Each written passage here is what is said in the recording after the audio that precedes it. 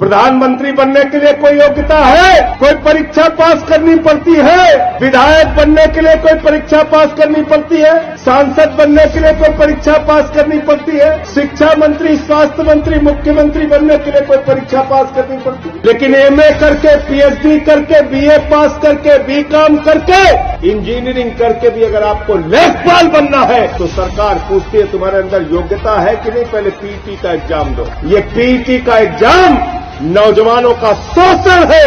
ये पीटी का एग्जाम बंद होना चाहिए। हम कोई पीटी का एग्जाम नहीं देंगे। तुम्हारा लड़का जैसा धनिया बेच के हजारों करोड़ कमाएगा, उसकी योग्यता नहीं चेक करते। उसको बीसीसीआई का सचिव बना दिया, बेटा हजारों करोड़ क्रिकेट के नाम पे लूटो, अमित शाह के बेटे हो, चिंता करने की जरूरत नहीं। मुझे शर्म आती है उत्तर प्रदेश की आदित्यनाथ की सरकार पे, जो हमारे नौजवानों को जानवरों की तरह गाड़ी में भर के, बसों में भर के पिछले 2 दिनों से परीक्षा केंद्रों पर जाना पड़ रहा है। 1-1 हजार किलोमीटर दूर जाना पड़ रहा है। अरे ऐसे तो जानवर भी नहीं जाते जैसे तुम नौजवानों को लेकर जा रहे हैं। ये कहा गया कि पीटी की परीक्षा पास करनी पड़ेगी। युवाओं ने कहा क्यों पास करनी पड़ेगी? बोले तुम्हें अपनी योग्यता साबित करनी है। तुम लेखपाल बनने के काबिल हो कि नहीं हो, तुम क्लर्क बनने के काबिल हो कि नहीं हो, तुम अधीनस्थ चयन सेवा आयोग की भर्ती में सेलेक्ट होने के काबिल हो कि नहीं हो, पहले इसकी परीक्षा दो, तब लेखपाल की परीक्षा दे। पीटी की परीक्षा से कोई नौकरी नहीं मिलेगी आपको।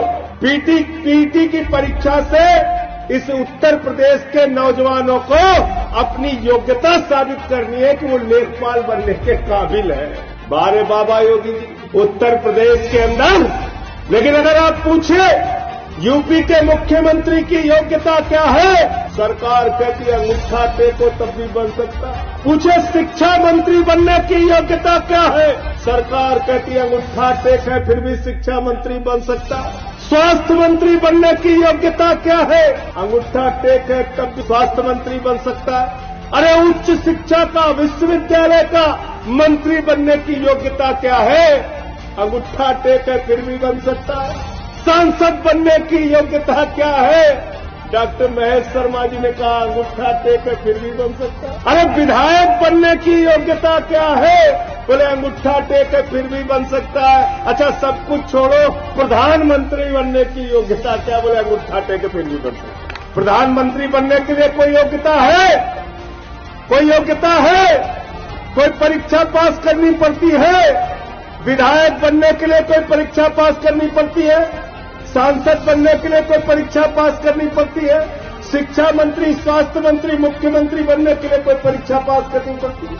लेकिन एमए करके, पीएचडी करके, बीए पास करके, बीकॉम करके, इंजीनियरिंग करके भी अगर आपको लेखपाल बनना है तो सरकार पूछती है तुम्हारे अंदर योग्यता है कि नहीं, पहले पीटी का एग्जाम दो। इसलिए ये पीटी का एग्जाम नौजवानों का शोषण है। मैं चाहता हूं जोश सिंह के लोग लखनऊ के अंदर आंदोलन करें, अनशन करें, प्रदर्शन करें, छात्र विंग के लोग इनके साथ मिलकर आंदोलन करें। ये पीटी का एग्जाम बंद होना चाहिए। हम कोई पीटी का एग्जाम नहीं देंगे। तुम्हारा लड़का जैसा धनिया बेच के हजारों करोड़ कमाएगा, उसकी योग्यता नहीं चेक करते। उसको बीसीसीआई का सचिव बना दिया, बेटा हजारों करोड़ क्रिकेट के नाम पे लूटो, अमित शाह के बेटे हो, चिंता करने की जरूरत नहीं। और किसान का बेटा, मजदूर का बेटा, मेरठ में रहने वाला, बागपत में रहने वाला, नोएडा में रहने वाला, गाजियाबाद में रहने वाला, उसको बलिया भेजोगे, उसको गाजीपुर भेजोगे, गाजीपुर वाले को गाजियाबाद भेजोगे, बरेली वाले को बलिया भेजोगे। मुझे शर्म आती है उत्तर प्रदेश की आदित्यनाथ की सरकार पे, जो हमारे नौजवानों को जानवरों की तरह गाड़ी में भर के, बसों में भर के पिछले 2 दिनों से परीक्षा केंद्रों पर जाना पड़ रहा है। 1-1 हजार किलोमीटर दूर जाना पड़ रहा है। अरे ऐसे तो जानवर भी नहीं जाते जैसे तुम नौजवानों को लेकर जा रहे हैं। आदित्यनाथ जी, मैं पूछना चाहता हूं, नरेंद्र मोदी की रैली होती है, खाने का पैकेट देते हो, बस का किराया देते हो, ट्रेन का किराया देते हो। रैली होती है तो 5 स्टार का स्वागत देते हो, लेकिन जब नौजवान अपनी एक छोटी सी नौकरी के लिए परीक्षा देने के लिए जाता है और परीक्षा भी नौकरी के लिए नहीं, नौकरी के काबिल है कि नहीं है इसकी योग्यता की परीक्षा देने जाता है, तो उसका शोषण करते। 200 रुपए फार्म के ले लिए बाबा जी ने। सोचो 37 लाख बच्चों ने अगर 2000 रुपए भी एवरेज खर्चा किया इस परीक्षा को देने के लिए, तो करीब करीब 740 करोड़ रुपए इस उत्तर प्रदेश के नौजवानों का लूट लिया गया।